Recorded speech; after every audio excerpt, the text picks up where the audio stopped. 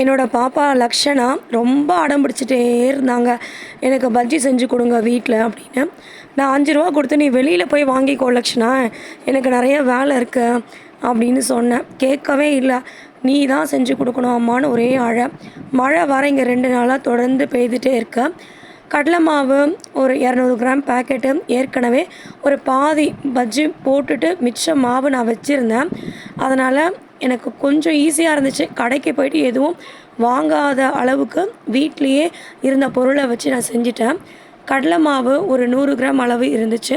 அதை ஒரு கிண்ணத்தில் போட்டுட்டு கொஞ்சம் உப்பு, தனி மிளகாய் தூள்லாம் இல்லை என்கிட்ட, குழம்பு மிளகாய் தூள் தான் இருந்துச்சு. கேசரி பவுடரும் இல்லை. எது இருக்குதோ அதை வச்சு தண்ணியை விட்டு பிசைஞ்சு நல்லா பதமான கொண்டு வந்துட்டு மாவை, வெங்காயம் இருந்துச்சு அதை அரிஞ்சு போட்டு சுட்டு கொடுத்துட்டேன். உண்மையிலே ரொம்ப டேஸ்ட்டாக இருந்துச்சு. அழறதையும் நிறுத்திட்டாங்க.